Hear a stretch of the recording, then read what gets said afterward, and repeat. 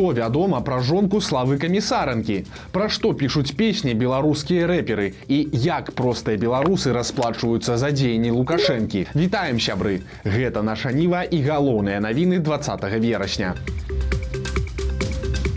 Учора Азербайджан пачаў вайсковую аперацыю ў Нагорным Карабаху, а ўжо сёння яе скончыў. Армія абароны Карабаха капітуліравала. Цяпер яе чакае поўнае разбраенне, а тэрыторыя цалкам пераходзіць пад кантроль Азербайджана. Арменія абураецца, але ў яе не было шансаў утрымаць Карабах. Калі б армяне адправілі вайскоўцаў і пачалі адкрыты канфлікт, Азербайджан адназначна б перамог. Бо ён банальна мае лепшую і большую армію і ўзбраенне. Для разумення, толькі на армію Азербайджан сёлета выдзеліў амаль 3 мільярды даляраў, тады як бюджэт усёй Арменіі 6 мільярдаў. Разлічваць на дапамогу саюзнікаў Арменія таксама не мела магчымасці, бо юрыдычна Карабах гэта азербайджанская тэрыторыя, таму Амерыка не стала б дапамагаць Арменіі яе ўтрымліваць. Прасіць дапамогі ў АДКБ, куды ўваходзіць акрамя іншых і Беларусь, і Расія, Ерэван таксама не мог, бо гэтая арганізацыя ўмешваецца толькі калі вораг атакуе тэрыторыю краіны сябра АДКБ, а Карабах, паўтарымся, юрыдычна не тэрыторыя Арменіі. Разлік армян на сяброўства з Расіяй таксама не апраўдаўся. У Карабаху стаялі расійскія міратворцы, але яны ніяк не адрэагавалі на дзеянні Азербайджана. Ды і для Пуціна сёння Баку нашмат важнейшы партнёр, чым Ерэван, бо праз Азербайджан Расія прадае сваю нафту, а таксама мае сухапутны калідор у Іран. Таму Пашынян разумеў, што будзе, калі ён увядзе армянскія войскі ў Карабах, і вырашыў устрымацца. Так, гэта стане вялікай чорнай плямай на яго палітычнай кар'еры. Ды і ўжо ў адрас Пашыняна армяне пасылаюць праклёны, але ж цаной сваёй рэпутацыі ён вырашыў пазбегнуць вялікай крыві. Цяпер армяне масава пакідаюць Карабах. Ужо з'явіліся кадры сыходу жыхароў са Степанакерта. Таксама тысячы чалавек сабраліся ў аэрапорце, спадзяючыся на эвакуацыю. Украінская разведка хваліцца новай дыверсіяй. Па іх словах, проста на аэрадроме ў Падмаскоўі падарвалі 2 самалёты і верталёт. Зрабілі гэта, заклаўшы выбухоўку. Адзін з самалётаў быў пасажырскі, а другі борт для ваеннай разведкі. Верталёт таксама ваенны. Акрамя таго, украінскі дрон ударыў па нафтабазе ў Адлеры. Не выключана, што гэта трэніроўка перад іншай, больш важнай атакай, бо ад той нафтабазы да сочынскай рэзідэнцыі Пуціна ўсяго 25 кіламетраў. Сакрэтны шлюб. Найвядомейшы беларускі комік Слава Камісаранка, падобна, ажаніўся. Сам ён нічога не каментуе, але з'явіліся фота Славы і яго нявесты. Пра дзяўчыну вядома няшмат. Завуць яе Юлія. Род заняткаў і іншыя акалічнасці – таямніца. Дзе прайшла цырымонія, таксама дакладна невядома. Камісаранка цяпер жыве ў Турцыі, але вяселле падобна святкавалі ў Чарнагорыі. Пра што пішуць песні заходнія рэперы? Грошы, тачкі, дзяўчаты. Пра што пішуць песні рэперы з Беларусі? Пра спаленыя нацыстамі вёскі. Вядомы беларускі рэпер Сярога напісаў новы трэк. У песні расказваецца пра вёску Ала Светлагорскага раёна. У 44-м годзе яе спалілі разам з жыхарамі. Загінула 1700 чалавек. Цяпер жа пра яе сачыніў песню аўтар Чорнага бумера. Праўда, паслухаць трэк пакуль нельга. Падобна, што ён нават яшчэ не запісаны. Апублікавалі пакуль толькі адзін радок з песні, і словы там такія. Вот і лес, і апушка, і за ней дзеревушка. Слышны крыкі і стоны людзей. Выглядае, што сам рэпер не будзе выконваць свой твор, бо Сярога кажа, што песня будзе выканана ў сольным і харавым варыянтах, а выконваць яе будуць дзеці. Але такі ход ад Сярогі зусім не дзіўны. Ён даўно расказвае пра добры Савецкі Саюз і лічыць гуманістам Сталіна, а таксама маўчыць пра вайну ва Ўкраіне. Цяпер рэпер жыве ў Беларусі, нахвальвае Лукашэнку і яго рэжым, а рэжым цяпер актыўна расказвае пра генацыд беларусаў падчас Другой сусветнай. Вось Сярога і вырашыў таксама заскочыць у гэтую тэму. Звычайныя пацыенты і медыкі расплачваюцца за дзеянні Лукашэнкі і ўдзел Беларусі ў вайне. 4 мая ў Ляхавічах з пафасам адкрылі тамограф у мясцовай бальніцы.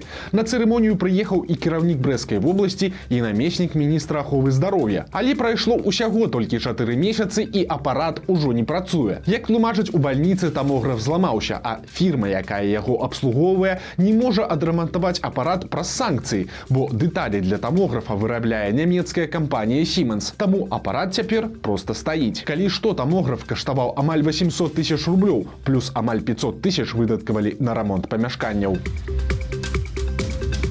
Беларускі лось, які стаў мемам. Пад Браславам лось захрас у меліярацыйным канале. Вылезці сам ён не змог, але яго заўважылі людзі і выклікалі ратавальнікаў. Жывёлу вызвалілі і адпусцілі ў лес, але ж фота лася ў балоце імгненна стала мемам у твітары.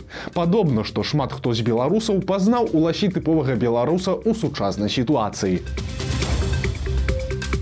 Што рабіць, калі ты малады спецыяліст і едзеш на адпрацоўку ў іншы горад? Рыхтавацца да найгоршага. Хлопец, якога размеркавалі ў брэсцкі дзіцячы садок, паказаў, дзе яму прапанавалі жыць. Гэта сацыяльнае жыллё, прычым яго стан асабліва нікога не дзівіць. Па словах юнака, вахцёрша паціскае плячыма і кажа: «А што, жыць можна?» А ў каментарах пад відэа іншыя маладыя спецыялісты расказваюць, што умовы ў іншых гарадах вельмі падобныя. Беларуска сустрэла ў лесе аленя і стала зоркай тыктоку. Жанчына спрабавала адагнаць жывёлу крыкамі і палкай ці схавацца ад аленя за дрэвам. Ролік паглядзелі ўжо амаль 2 мільёна чалавек, і гісторыя атрымала працяг. Аказалася, сустрэча адбылася ў Валожынскім раёне каля хутара Козлікі, а алень так зацікавіўся жанчынай, бо ён ручны. У каментары прыйшоў гаспадар жывёлы і расказаў, што аленя завуць Фёдар. Ён даўно жыве разам з людзьмі і мае прышчэпкі, а на відэа алень дзіўна сябе паводзіць, бо, магчыма, сам спалохаўся рэзкіх рухаў жанчыны. Ну і добра, што ўсё добра скончылася. Беларус пайшоў лячыць зубы ў Варшаве і памёр. Падрабязнасці расказала выданне «Мост». 33-гадовы мужчына працаваў у Польшчы кіроўцам у дастаўцы. 13 верасня ён пайшоў на планавы прыём да стаматолага лячыць карыес і знік. Пазней стала вядома, што ён знаходзіцца ў рэанімацыі. Падобна, што ад анестэзіі ў мужчыны адбыўся анафілактычны шок. У выніку праз 2 дні беларус памёр. У яго засталася жонка і 2 дзяцей, а ў гісторыі цяпер разбіраецца польская пракуратура. Жорсткія чысткі адбываюцца на Гомельшчыне. Там дзясяткі затрыманняў у аграрным сектары. Падрабязнасці расказвае выданне «Флагшток». Затрыманых вінавацяць у завышэнні паказчыкаў і перавышэнні службовых паўнамоцтваў, у крадзяжах паліва і будаўнічых матэрыялаў. Абвінавачаныя і падазраваныя гэта кіраўнікі сельскагаспадарчых арганізацый, раённыя чыноўнікі і бухгалтары. Заведзеныя крымінальныя справы, прычым па вельмі сур'ёзных артыкулах. Многім пагражае аж да 10 гадоў калоніі. Там жа на Гомельшчыне працягваюцца і палітычныя чысткі. Губазік пахваліўся чарговымі затрыманнямі ў Гомелі, Жлобіні і Рэчыцы. Там схапілі мінімум 10 чалавек. Іх брутальна круцілі сілавікі ў поўнай баявой экіпіроўцы, але ж вінавацяць затрыманых не ў забойствах ці гвалце, а ў падпісках не на тыя рэсурсы, каментарах і фотках ваеннай тэхнікі. Пакуль вядома толькі, што на некаторых затрыманых завялі крымінальныя справы. Трагічная гісторыя са Столінскага раёна. Там сямейная пара і іх знаёмы збіралі журавіны на балоце. Рабілі гэта з лодкі. У выніку назбіралі столькі, што пад цяжарам лодка пайшла на дно. Да берага было метраў 300. Муж і жонка змаглі выратавацца, але іх знаёмы вырашыў не кідаць мех журавінамі і плыць з ім. Праз нейкі час мужчына знік у балоце.